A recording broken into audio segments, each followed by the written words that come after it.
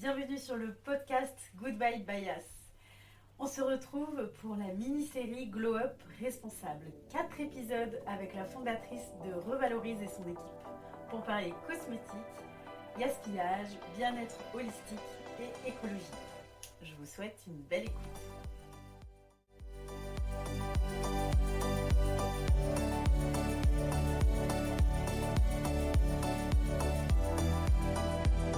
On se retrouve pour un nouvel épisode de Glow Up Responsable et cette fois-ci je suis aussi très bien accompagnée car je suis avec Esialor et Maëlys. Maëlys qui elle est en stage actuellement en communication chez Revalorise. Et Esialor, on ne la présente plus parce qu'elle a déjà été là sur l'épisode précédent. On va faire un petit jeu les filles, si ça vous dit. Un peu en mode du tac au tac les réponses. Avec le jeu du tu préfères pour une petite mise en jambe. Ok. Alors, plus savon solide ou plus savon liquide? Solide pour moi. Non, liquide, pardon. Les deux. Faut choisir, mais solide.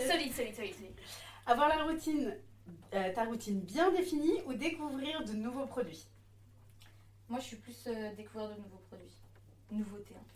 Routine, parce que sinon ma peau elle supporte pas. Ah, et puis l'inconnu pour toi. Vivre sans crème hydratante ou sans parfum? Moi, je vive sans crème hydratante. Sans parfum. On n'est pas C'est du bien, tout vous êtes d'accord. complémentaires. Ne plus jamais se maquiller ou ne plus jamais se coiffer? Bah, moi, facile, ne plus jamais me maquiller parce que je me maquille déjà pareil, pas. Parce que, Ouais. coiffure, c'est Simple. important. La coiffure, ça fait tout. Voilà, c'est ça. Tout à fait. Te laver à l'eau froide ou sans gel douche? À l'eau froide. Ouais, pareil. Je pense que son gel douche, c'est Ouais. dégueu. À l'eau. À l'eau Ouais, froide. ouais, Au moins, c'est bien pour le corps en plus, l'eau froide. Ça tonifie. Ça tonifie. Ouais. Parfait. Mettre du déodorant mais pas de parfum ou l'inverse? Pas de parfum. Oui, pareil, pas de parfum, mais du déo. Ouais, du déo. Ouais, ça. Très bien. Bon, vous êtes plutôt synchro toutes les deux, à peu Ouais, près ça va. complétés Ouais. sur certaines réponses. Merci pour ce petit jeu. Je ne sais pas qui veut répondre à ça, mais que font les marques à l'heure actuelle justement pour limiter le gaspillage? On était sur ce thème-là dans l'épisode avant avec Esialor. Là, on va parler plus sur le côté économie, éco-gestes et tout ça. Donc, qu'est-ce qu'il y a déjà de mis en place à l'heure actuelle par les marques? Moi, je peux répondre? Je t'en prie. Les marques à l'heure actuelle, alors, il y a plusieurs chemins de revalorisation des produits. Déjà, il y a le don à des associations. Du coup, il y a les chemins comme Revalorise et d'autres acteurs comme des marketplaces par exemple pour revaloriser les produits imparfaits. Et malheureusement, il y a des entreprises qui s'en fichent et qui continuent à détruire ou à jeter. Donc ça, c'est non. Donc on essaye avec Revalorise de justement inciter les marques à changer leur chemin de revalorisation. Ouais, et à les inciter à prendre C'est un ça. chemin plus Ouais. écologique. Parce qu'il y en a à l'heure actuelle qui continuent à faire ça malgré la loi AGEC. Ok. C'est quoi la différence entre le greenwashing, qu'on entend quand même souvent parler, et la vraie alternative engagée?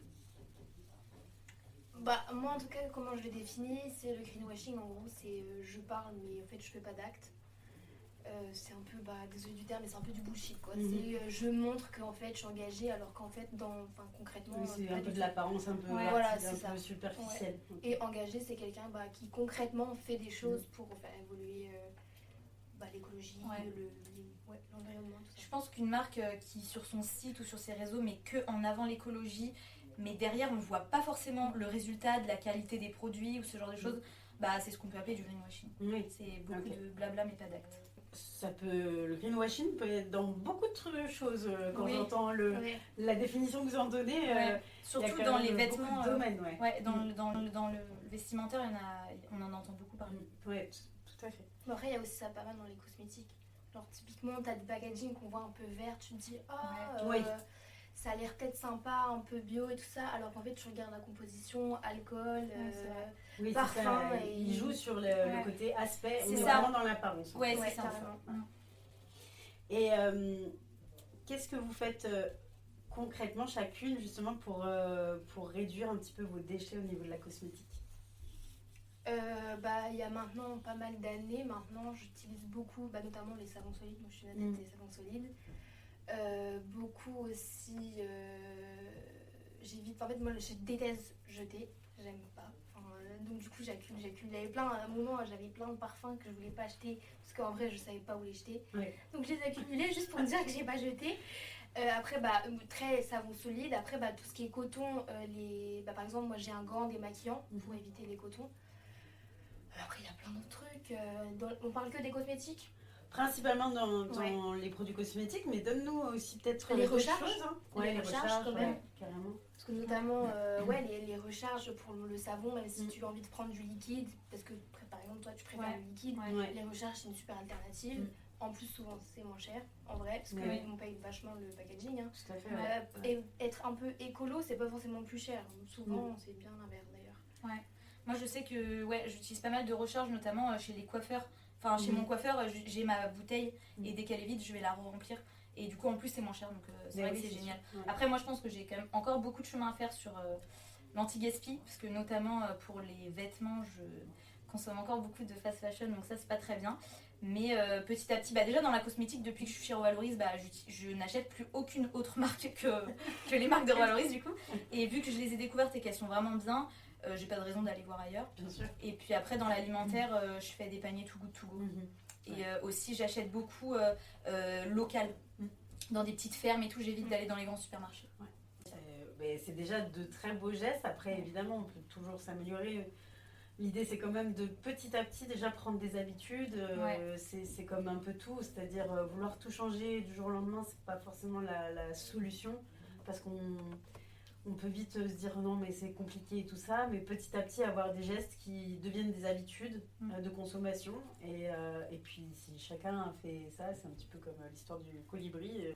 Au niveau des gestes un petit peu simples, enfin éco-gestes en tout cas simples, au niveau de la salle de bain, qu'est-ce que vous faites toutes les deux? Oula. Au niveau de la salle de bain, tout ce qui est vraiment savon solide. Ouais. Après, il y a les petits, j'en ai pas encore chez moi, mais je pense que j'en prendrai bientôt. C'est pour les fins de savon. Ah oui, les éco-filets. Ouais. Ça, je sais pas qui va inventer ça, mais c'est génial. Ouais, c'est tout simple. Ouais, franchement, un truc bête. Et les cotons, vraiment, j'insiste sur les cotons réutilisables. C'est hyper pratique. Même éponge réutilisable aussi. Donc ça, après, ça peut servir en salle de bain. Mais tout ce qui est éponge pour le corps, pour laver son intérieur et tout ça, réutilisable, parce qu'en plus, je crois que ça. Enfin, les éponges, ça a des bactéries ça fait plein de bactéries. Oui. Aussi les produits ménagers faits maison. Oui. Enfin, au lieu d'acheter des produits ménagers qui vont déposer plein de particules hyper toxiques, d'avoir des produits ménagers faits maison. Ouais, pouvoir composer soi-même son et puis mettre dans une bouteille que vous allez réutiliser à chaque fois. Il y a plein de petits gestes qui nous paraissent. Enfin, on n'y pense pas toujours, mais qui finalement nous facilitent aussi la vie, et puis de se dire aussi qu'on peut faire des choses soi-même naturellement, même dans les produits, un petit peu comme certaines marques qui proposent de faire soi-même ces produits, que ce soit pour le corps ou pour la maison, pour la lessive, des choses comme ça. Ça permet aussi de faire des choses par soi, tout en étant peut-être aussi dans un geste écologique. Ouais, puis mine de rien, c'est quand même plus joli d'avoir une bouteille en verre avec dans la douche avec ton produit, et ta petite étiquette, que à chaque fois tu vas remettre ton savon, tu payes moins cher. Enfin, en fait, il y a tout le bénéfice, c'est joli, c'est simple. T'as pas les produits de grande surface de toutes les couleurs où les bouteilles à la fin elles finissent au bas de la douche, t'as la flemme de les jeter. Enfin, et comme ça au moins tu fais pas de plastique avec de l'eau dedans. Voilà, c'est ça.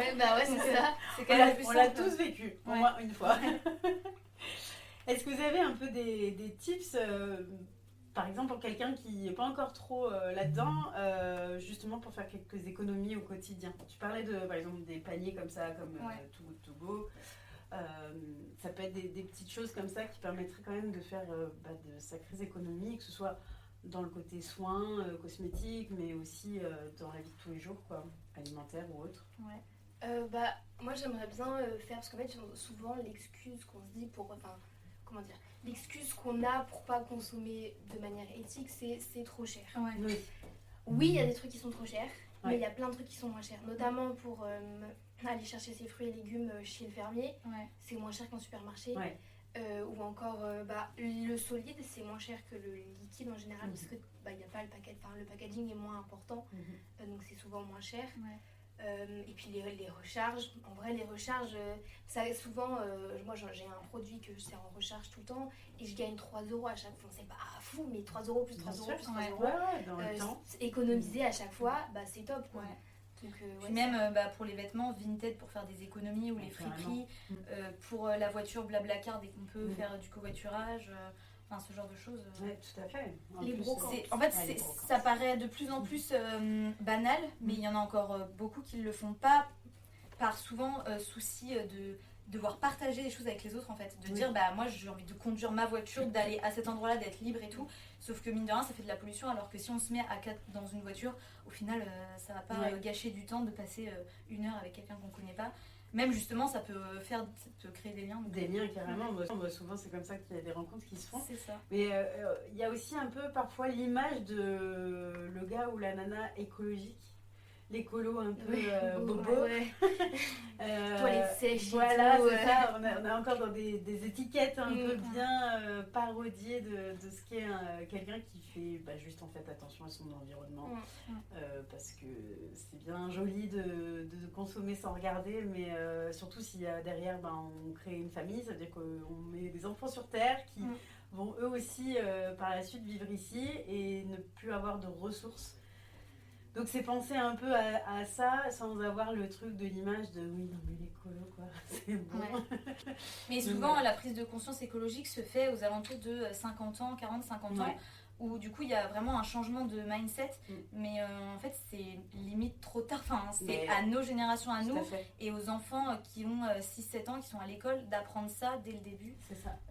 Pour vraiment être sensibilisé à ça et arrêter, et en fait pas prendre l'habitude, parce qu'une fois que tu as pris l'habitude, par exemple moi d'acheter dans la fast fashion, une fois que tu as pris l'habitude c'est plus dur de s'en détacher que quand tu prends directement pas l'habitude. Oui, tout à fait, mais c'est ça, c'est d'habituer, après jeune génération comme vous, je suis pas vieille, disons une dizaine d'années de différence. Vous avez, c'est chouette parce que vous avez conscience de tout ça déjà.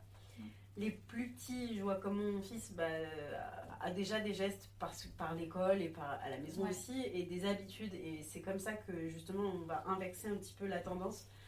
Au lieu d'avoir des personnes qui aujourd'hui ont en effet, comme tu disais, sont déjà à une 50aine d'années et prennent conscience que maintenant, mais parce qu'on ne leur a pas habitué à ça aussi jusqu'à aujourd'hui, que ce n'étaient pas des sujets qui étaient abordés, qu'il n'y avait pas assez de recul pour s'apercevoir aussi peut-être que, en effet, on fait peut-être des choses pas correctement depuis de nombreuses années.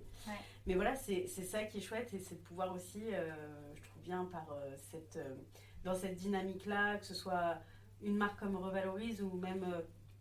vous, individuellement, de pouvoir partager vos savoirs et vos connaissances à ce sujet-là et prendre de bonnes habitudes et influencer aussi d'autres personnes. Donc, bravo aussi, parce que voilà, cette jeune génération qui est impliquée là-dedans.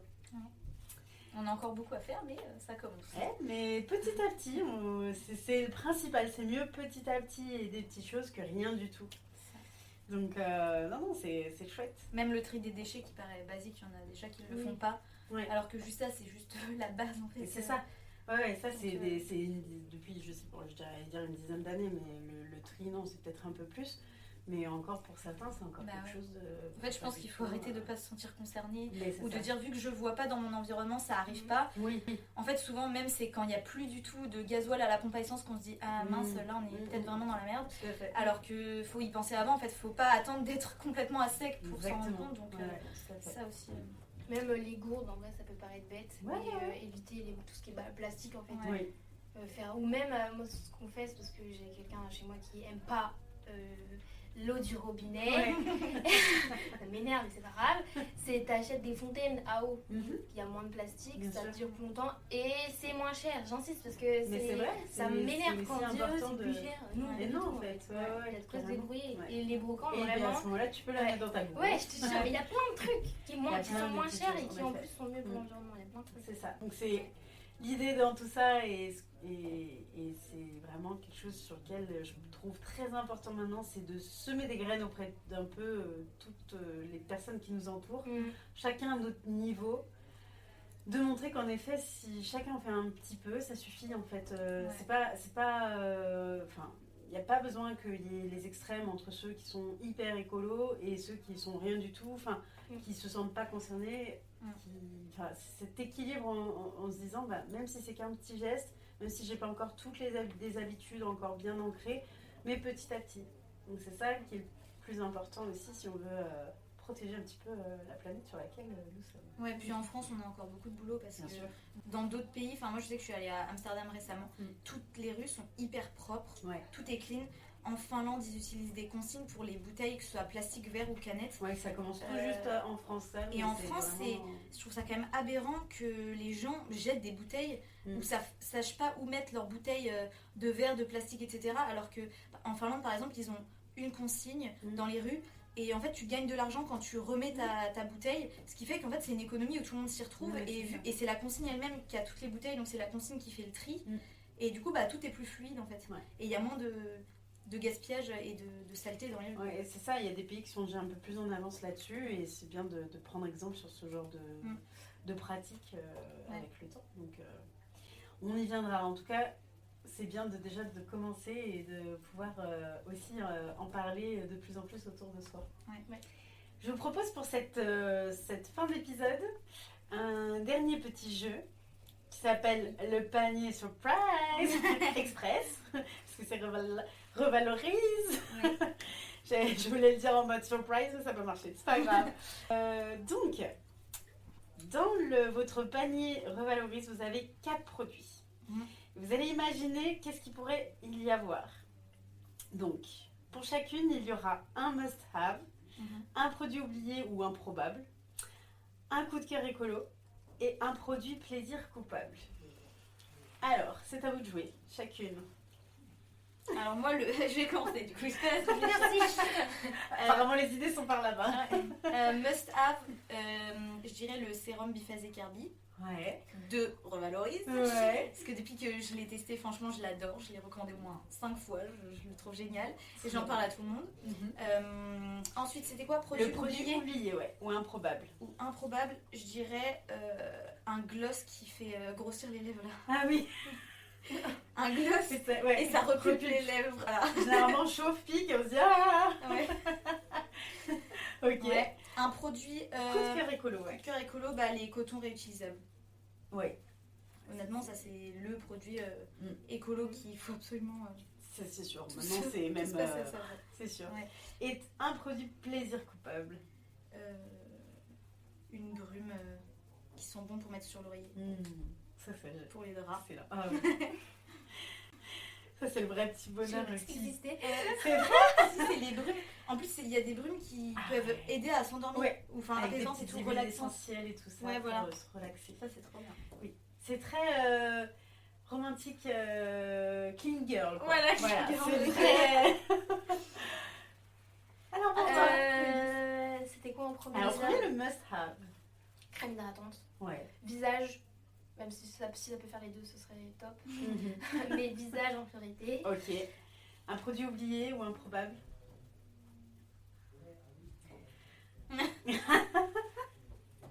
La crème pour le corps. Ouais. Parce que je crois qu'il y a beaucoup de gens qui n'utilisent pas une crème pour le corps. Moi, je l'utilise pas du tout. Ouais, et je crois qu'il y a plein de gens autour de moi qui n'utilisent pas. Et moi, ça me paraît fou. C'est vrai. Parce qu'en fait, j'ai ma peau qui me gratte tout le temps. Ouais. Sinon, donc. Voilà. Voilà. Ton coup de cœur écolo? Les petits filets pour le savon. Pour les gens qui n'aiment pas jeter. Voilà. Ça t'a découvert. On les recharge. Enfin, ouais, ça. Un des deux. Et un plaisir, un produit plaisir coupable? Un gel brosse à sourcils. Parce que j'ai les sourcils hyper épais qui tiennent pas en place. Donc j'ai besoin de mettre de la cire. Oui. Et sinon ça tient pas. Donc je disais, voilà. Mon On problème sait de vie. Voilà, si vous voulez leur faire plaisir, vous savez quoi leur acheter. Voilà, c'est ça. Les hommes, donnez-la. Voilà. En tout cas, merci beaucoup pour votre participation. C'était très chouette d'avoir vos retours aussi. Je le redis, mais dans votre génération aussi par rapport à ça. Du fait aussi que, en effet, vous travaillez dans ce domaine-là et ça vous permet vraiment de voir les choses telles qu'elles sont aujourd'hui et d'en prendre conscience et de pouvoir le partager. J'ai trouvé ça vraiment très chouette. Alors merci à vous deux pour la participation à ce podcast. Merci à toi.